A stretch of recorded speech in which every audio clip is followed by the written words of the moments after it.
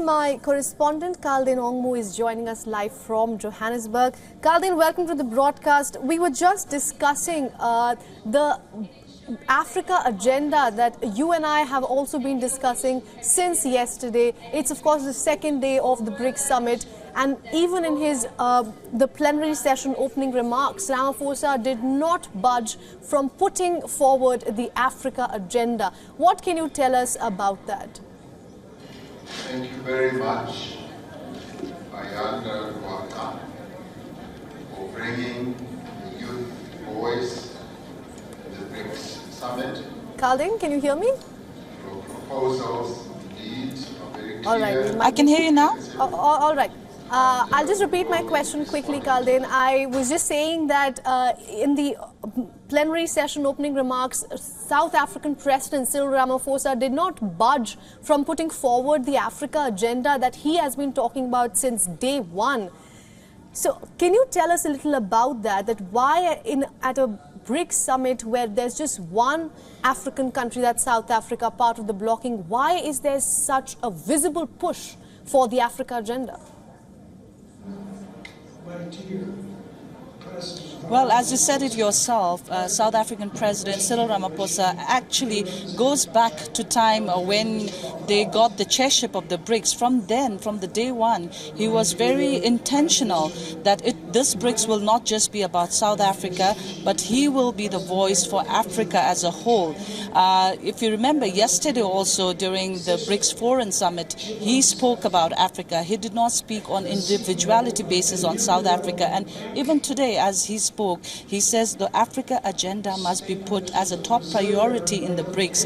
Africa as a continent has a huge opportunity, and BRICS has the opportunity to be part of Africa's growth, economic growth and everything. So Cyril Ramaphosa from day one did not mince his words, as you say, in pushing the Africa agenda on the forefront of this BRICS summit. And also if we go back, if you look at each and every country that spoke yesterday, the leaders from each and every country that spoke yesterday spoke very highly of Africa.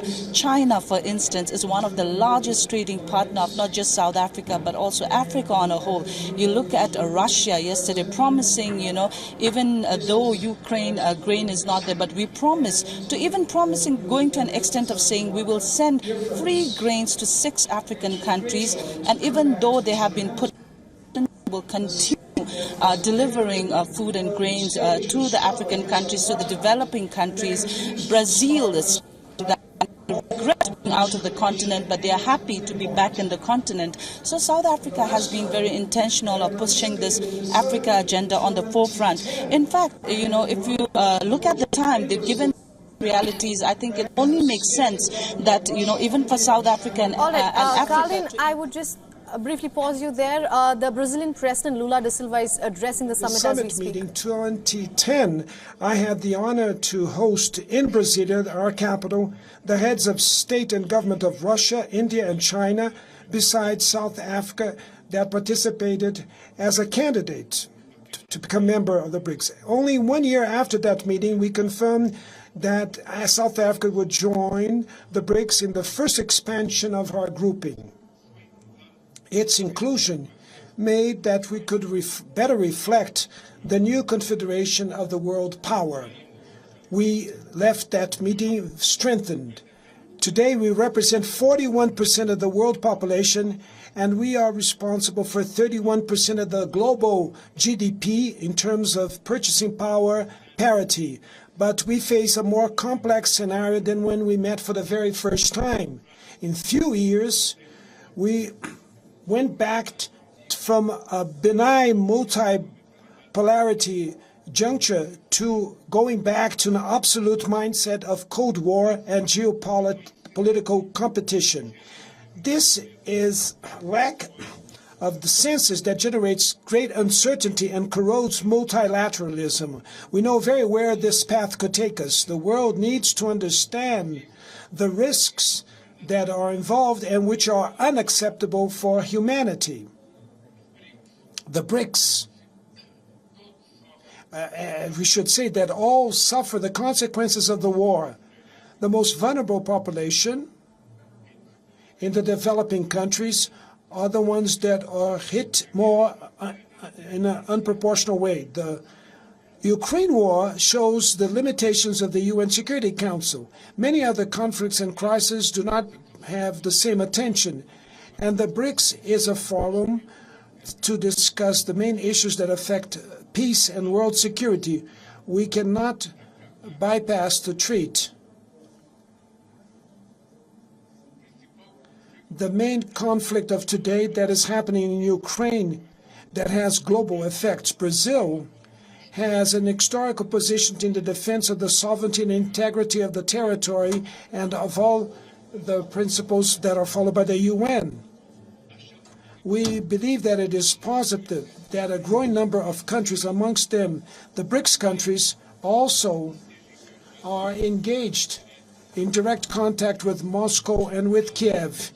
We do not underestimate the difficulties to reach peace, and either we can be indifferent to the depths. Kalden, if you can hear me, I want to quote quickly Ramaphosa. He had said in his opening speech that the world is changing and new realities call for institutions to evolve into better representation of not just some people but all people. And in that same breath, he also said that it becomes urgent to address the interests of the global South. We heard the Brazilian President Lula Da Silva saying something on the same line, that multiculturalism and multilateralism are extremely crucial in the contemporary times. So there is clearly like a visible push to counter the, blocs like G7 and to speak on behalf of the global South. Says to us that 735 million people are in hunger every day in the world. The quest for peace is a collective obligation and an imperative. Kalden, can you hear me? The BRICS should act. Yes, I can hear you now. Understanding and for cooperation. Kalden, I was just saying that Ramaphosa and even Lula Da Silva, both speeches so far have spoken about how important it is to meet the interests and at least address the interests of the global South. We also heard Lula Da Silva say that multilateralism is key in the contemporary times. So there has been a visible push to kind of counter blocs like G7, where it's only talked about the rich countries, the developed countries, but there's a visible push by a bloc like BRICS that is trying to put together and bring the entire global South together in a future where there's development. Which says we cannot hope for a society where... Well, that has been an effort of the BRICS, from get-go, they have been the voice, BRICS has been the voice of Global South. And if you heard President Ramaphosa as well as Lula talking about, they are concerned that the global financial system is increasingly being used as a geopolitical contestation, and that should be stopped now, because he cited an example also stating that when Russia-Ukraine war, because of the Russian-Ukraine war, it's not the Western countries who suffered, but it's the most vulnerable countries, the underdeveloped countries that have suffered, especially in Africa. So there is a strong push. BRICS from the get-go has been the voice for the global South countries. All right. To discuss this further, we're also being joined by our principal diplomatic correspondent Siddhant Sibul on the phone line. Siddhant, I want to quickly bring you in and bring the India aspect of this. Yesterday, China's Xi Jinping spoke about integrating Pakistan into the BRICS alliance, and we have been speaking about this at length here at WION, that Xi Jinping is trying to emerge as a BRICS leader, where it is trying to pose against blocs like G7, but India has shown its apprehensions with two things. One, Xi Jinping emerging as a BRICS leader and trying to push for its own personal agenda, and two, to integrate a country like Pakistan that has had enough challenges with its neighbors. So how is New Delhi assessing all of this? Well, when it comes to expansion, in few hours from now, we do expect a formal announcement on the guidelines when it comes to expansion. And we know it will come in a joint statement roughly around like 2 hours maybe. But essentially, when it comes to India's position on the expansion, as the Foreign Secretary recently said, that there is a positive intent. And it is highly unlikely that India is going to go against the wave of expansion, because it's just not China or maybe South Africa who are focusing on. All 5 countries are keen on expansion because they are getting a lot of requests as well. And BRICS has emerged as a major geopolitical grouping as well. But yes, there have been reports saying, yes, India is opposing, reports saying Brazil has been opposing. And on record, governments have denied this, including the Indian government, saying that we are not against the expansion, but what we are for is to form a guideline that not any country can just come and say that we want to become a member, and the focus will be on the economic might of that country. Now, the Chinese role, yes, the Chinese are very keen, that's very obvious, but there's a kind of contrast in it, because while the Chinese have been very focusing on expansion of the BRICS grouping, you see the similar sentiment in United Nations Security Council. They are the ones who are dragging the expansion process in the UNSC. So why this focus in BRICS and not in UNSC is very obvious, that China wants countries who, perhaps to use a very colloquial term, best friends, to be part of it, which of course is likely or not likely to happen, depends on the guidelines that will be announced. Now, there have been reports on Pakistan's inclusion. Well, it is highly unlikely that Pakistan can become a member of the BRICS grouping. First, I haven't heard any report that Pakistan has raised this matter with the governments and least for all New Delhi. The second, of course, the economic weight of Pakistan is far less than any of the BRICS countries. So, highly unlikely that Pakistan could ever become a BRICS member country. Right, you bring in very interesting points there. Karlin, if I can quickly come back to you, one of the criticisms that has come BRICS' way is that the members do not have consensus over the most important of the issues. And expansionism, as my colleague Siddhant Sibal pointed out, is one of them. In fact, there are conflicting interests, for example, with India-China.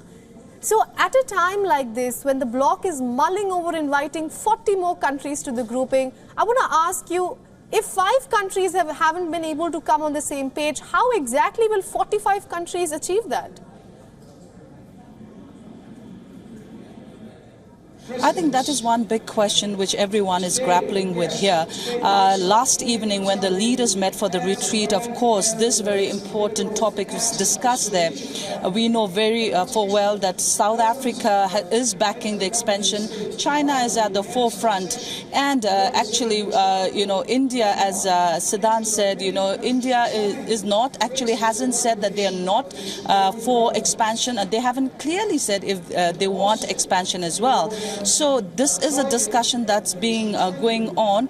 Actually, what is happening is some of the African leaders, actually I spoke to some of the delegation that is here at the summit, who has come with the heads of state, some of the African delegation. They say they clearly want to be part of the BRICS summit.